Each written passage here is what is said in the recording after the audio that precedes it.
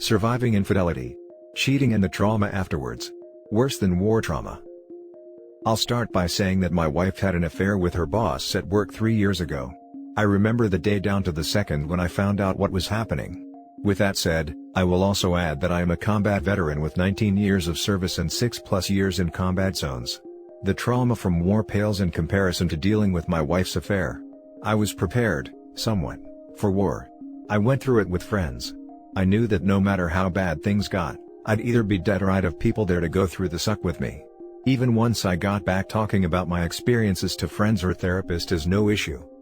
Dealing with my wife's affair has been about as opposite of that as things can get. It has been completely isolating. I can't talk about it with family or friends. For one, they'd wonder why I'm still with her and how someone who is so outwardly strong and successful as I am, would stick around after her affair. Next is the fact that it's completely emasculating.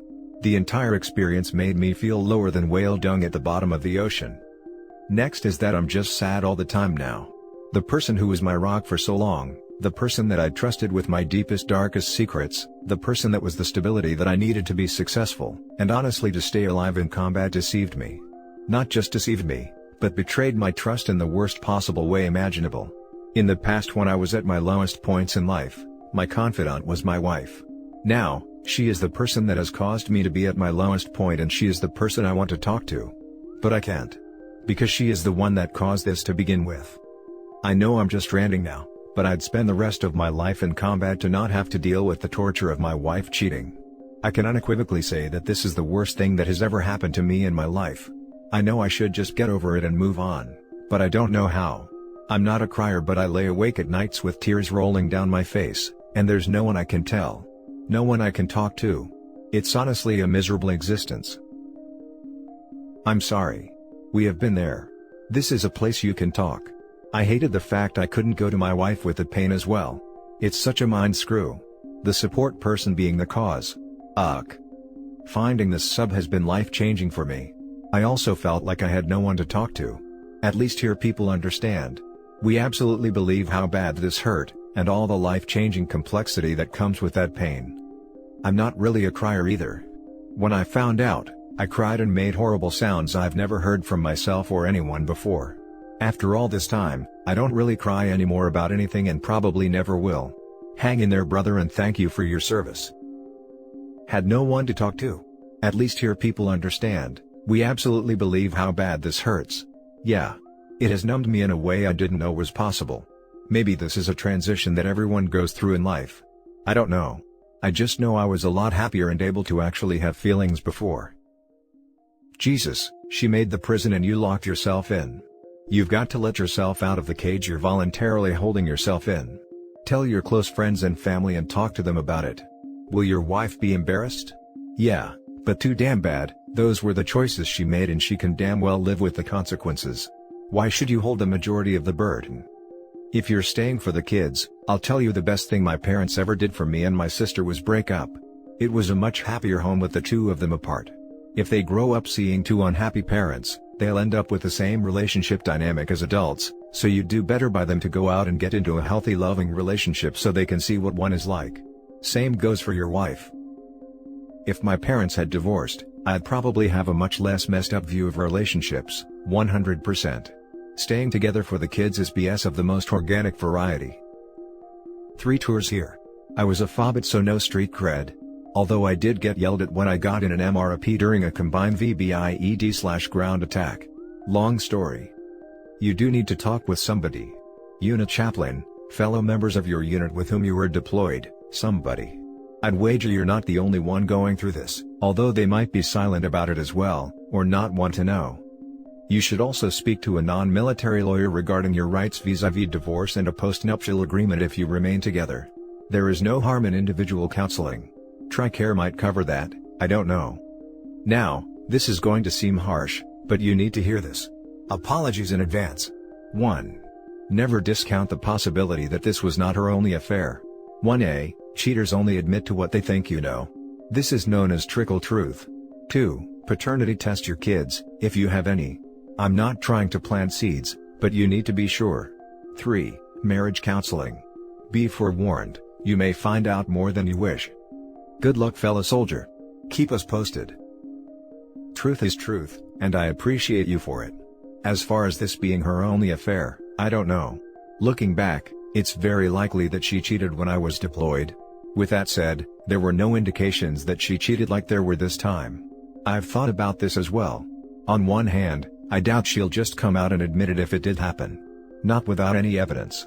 Also, I don't know what good there is in me searching and finding out. I guess I wanted to look forward and to make sure it doesn't happen again. If it does happen again, well then our relationship is done. As far as our kids, I'm certain they are mine. Just typed the below elsewhere, so just pasting here. I did counseling when I first found out, but that's it. I tried 2 different counselors and they were both very religious, of which I am not, so their approach and their recommendations about prayer didn't work for me. 2. I don't want to admit to my wife that this is still an issue. Don't want her to know how damaged I am, and how much pain I am still in 3 years later. Before the affair I would have told her that I had an issue that I needed help with, and that I thought I needed counseling. Now, I can't trust her with something so deep and personal. Now for the next story. Have any betrayed men stayed and been able to reconcile? I don't think I can do it. It's been 2.5 years since my 43 male wife, 43 female, had an affair. To say it was a surprise would be an understatement. I spent the first 6 to 12 months in a state of shock and disbelief. I tried to fix what happened, but what's done can't be undone. I have tried and she has tried, but the pain won't go away. It's a pain that is hard to describe. I've only experienced it once in my life, but it's been constant for 2.5 years. Nothing has felt the same since. Not holidays, birthdays, vacations. It's all been different. My vision of the future is blurry. That vision helped me push through difficult times. We have 3 kids and a life that we spent 20 years building. So, I decided I'd try to reconcile with her. That's what she wanted and she said was willing to do whatever it took to repair our marriage, or so she said at the time. Instead of feeling better, the pain and resentment have gotten worse with time. I'm afraid I have to remove myself from the situation if I want to heal.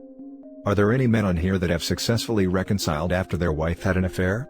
I am beginning to think I'm not capable of getting past this, but I wonder if it's just me. I am asking about men because our society seems to have different views on affairs based on who cheats on who. I was even wrong in how I viewed affairs prior to this experience. I know it's hard on both men and women, but one seems to be more accepted by society than the other. Now for the top advice. The thing is, even after a successful reconciliation, you will never again look at your wife and see the woman she was before she cheated on you. Her cheating changed her as a person. You learned the hard way what your wife is capable of and are trying to love, trust and respect this new woman that she has become. Some people can do that, others not. Your old marriage died when she cheated and until now you weren't able to feel good in your new marriage with this new woman. Your old wife will never return, she is gone just like your old marriage. That is the reason why I never tried to get back together with my ex. She was no longer the woman I once fell in love with. I didn't want to live a life where I would always be afraid that she would do the same again. In theory, reconciliation is possible, but if you do it to get your old marriage back, then it won't work out. Reconciliation means to accept that your old marriage is dead and to build a new one. Stay strong. Thank you. It is hard to accept. I have an attorney and divorce looks bad for me given that she was a stay-at-home mom for the past 12 years. That sucks. The only thing I can tell you there is, that no money is worth it to stay unhappy. Sorry that you are in this situation. I hope this helps. I tried to fix what happened, but what's done can't be undone. Shouldn't that be she tried to fix what happened? Or at a minimum, we tried to fix what happened? But you're right, you can't go back in time and have your wife not spread her legs for another man. She made the choice to do so. Hence why she needs to fix your marriage. That's what she wanted and she said was willing to do whatever it took to repair our marriage, or so she said at the time. What do you want? Also, what has she done to repair your marriage? The last phrase sounds as if she is not fulfilling her end of the repair bargain. I am beginning to think I'm not capable of getting past this, but I wonder if it's just me. It is not just you. She broke your marriage. She betrayed her vows. She made the choice, multiple times, to betray you, your kids, your marriage. Other men feel the same. You are not alone in your feelings, nor are you wrong to feel the way you do. Because our society seems to have different views on affairs based on who cheats on who, our society has a lot of double standards. 1. Meet with a lawyer, today. 2. Meet, if you are not already, with a therapist, today. 3. Do you have kids? Have you told them? 3a. Do your friends, her parents and your parents know? 4. What is the action plan for her to regain your trust, so that you can continue in the marriage, or at the very least, co-parent together in a civil manner? Keep us posted up. Feel free to reach out, either for support, or to ask questions. I feel the same. It's almost 3 years since D-Day, and I love her but I have so much resentment. I already talked about divorce, but she panicked when I bring that info about. I really believe we need divorce. For that 3 years I have some happiness, but I think about that every day. That it's no life to me. Statistically speaking, only around 15% of relationships reconcile and lead to healthy marriages. It's okay to admit it's not working out. Lots of stats say it takes 2 to 5 years to get to normal.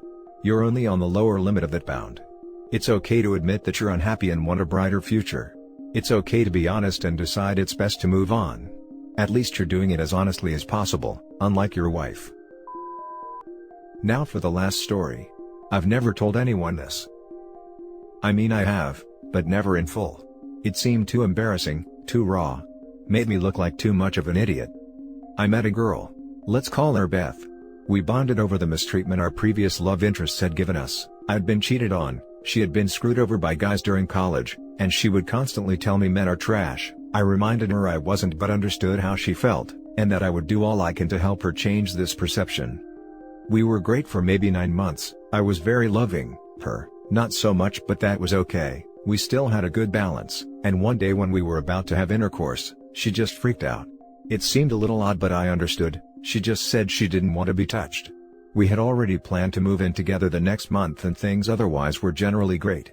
I had paid for pretty much everything when moving in because she was terrible with money and had none, the security deposit, first month's rent, $500 worth of things we needed, but she needed a job in that town and we needed to live close by.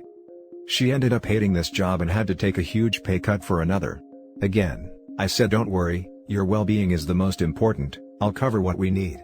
So, this girl owes me near on $2,500, we have just moved in together, and we haven't had intimacy for 3 months. Tensions started to rise but I kept my mouth shut because I just wanted her to be okay. I then find texts stating she might be bisexual. It was a bit of a shock but I said that's obviously fine, but does that have anything to do with the no intercourse thing? She said no and I left it at that. Months go by and still no action, still I'm paying for more and more, and I'm thinking nothing of it despite worrying maybe the orientation and no X thing is related. I'm shot down at any attempt to discuss it so I leave it.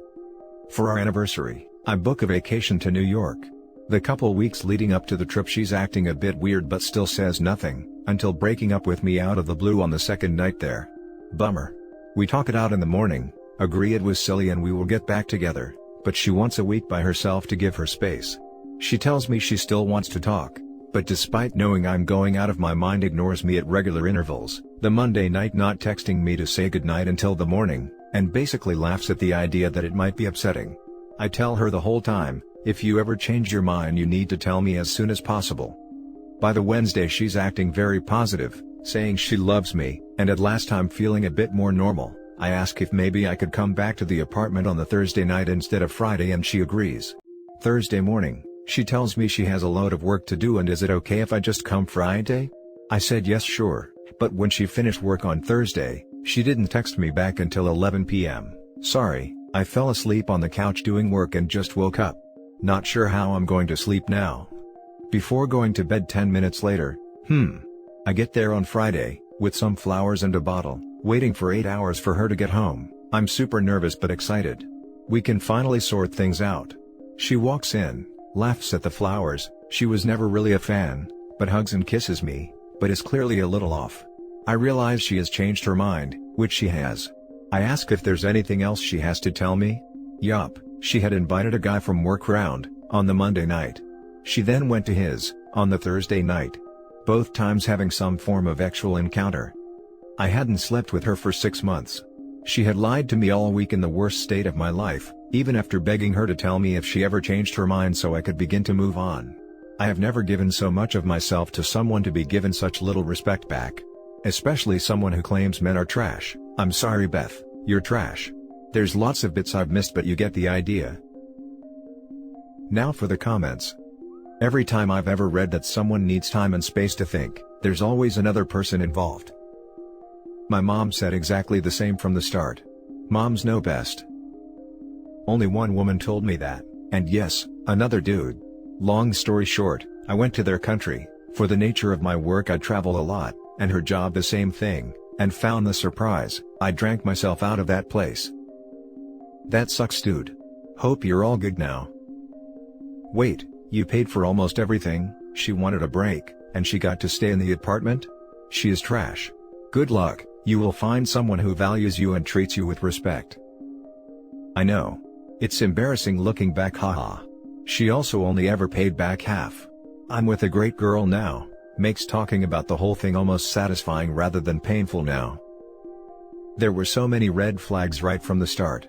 Also, the previous bad relationships she's had in the past? At best, she only told you the part of the story that doesn't make her look bad. It's more likely that she told you her BFs did things to her that she actually did to them. The new guy is going to get the same treatment, and she's telling him how awful you were, because that's the kind of crappy human being she is. Yup. Thanks friend, it's great to hear that, so true. Edit, man that felt good, thanks for all your words everyone, it's super appreciated and I'm so sorry some of you have had to go through a similar thing. This happened over a year ago and I'm now with the loveliest girl I've ever met and thankful to have this switch behind me. You're all freaking great and don't let anyone tell or make you feel otherwise. And that's it for this video guys, if you have thoughts to share, leave a comment below. Don't forget to hit like and subscribe if you like this content. I'll catch you in the next one. Good day everyone.